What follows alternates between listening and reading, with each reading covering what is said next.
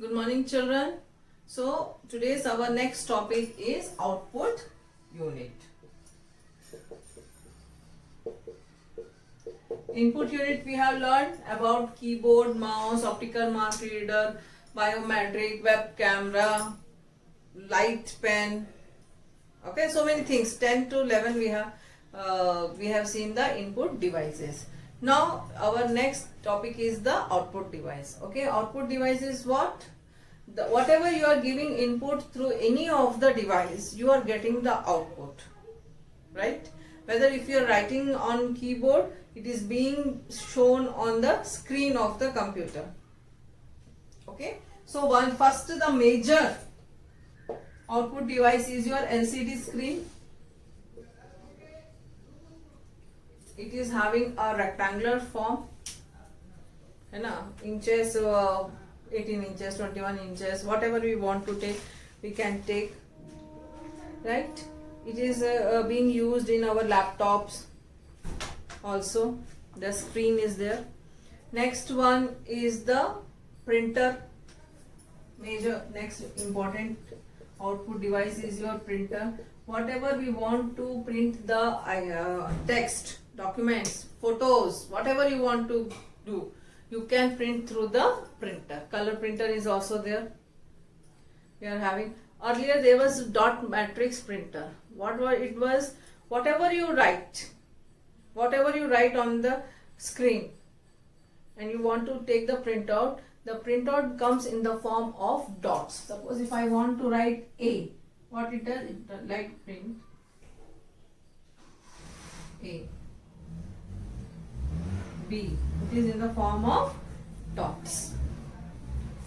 Okay, it was known as dot matrix printer. Second stage of the printer is the inkjet printer. Third one is your laser printer. Nowadays we are using the inkjet printer or the laser printer. Laser printer is costly, so very few people use laser printer, and through this is a high quality. It prints. This is a very high quality printer and it prints number of copies. It takes the right. Then inkjet printer, or we can say desk jet, is the most most of the people are using that inkjet printer. Why? Because due to of its low cost, right? So these are the different types of our output devices. One is the screen, next one is the printer. The third one is the plotter. Another output device is the plotter. Plotter is used to print the architecture. Big machines were there to use to print the architecture. In my first video, I told about the CPU.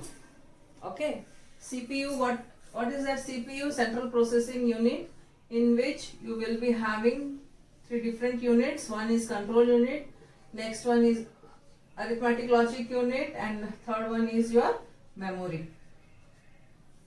Okay, now this control unit will control all the transactions between the input, output from the memory to access the data.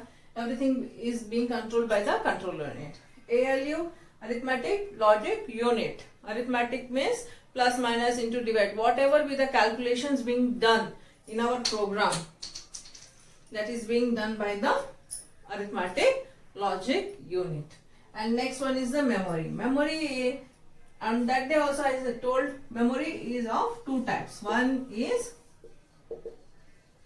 primary memory and second one is your secondary memory. Okay, primary memory is known as temporary memory. Secondary memory is known as your permanent memory. Okay, so primary memory, this memory is having data for a short period of time. Until and unless you will not save it, it is stored in the primary memory. As you save the file, it comes to your secondary memory. Okay, so if the current is off, अगर current चला जाता है while we are writing, while we are typing, or whatever we are doing, at that time the data which is being stored in the primary memory is being washed off. Okay, Now example for primary memory is RAM, random access memory. This is your random access memory. Random access memory means this is a temporary memory, or we can say it as a primary memory, and it works for a very short period of time. Next one is your memory is read only memory. Read only memory means the instructions as we switch on the system, some instructions are being displayed on the screen.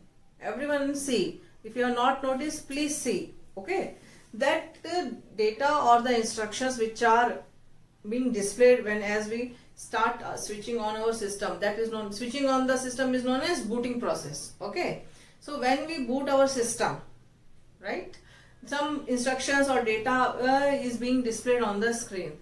That data is permanently stored in ROM, read only memory. Okay, that is permanently stored. You can never change that instructions.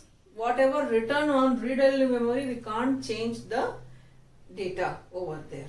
Okay, so we are having two types of memory unit. One is RAM, another one is ROM, right? Unit of memory is nibble. One, okay, the smallest unit is a nibble. One byte equals to 8 bits, you all know, and one nibble equals to, or we can say 1 bit equals to 4 nibble, right? So 1 byte equals to 8 bit, 1 kilobyte equals to 1024 bytes, then 1 megabyte equals to 1024 kilobytes, and so on. The maximum in our mobiles also we are seeing the tetrabyte is there. Okay, terabyte, sorry. Now up to that the maximum is GOP, byte, GEOP byte. Okay, which is equals to your 1024 Bronto bytes. 1024 Bronto bytes. We all know terabyte. Beyond that, 1 GeoByte equals to 1024 Bronto bytes. It is having a very huge memory. Okay.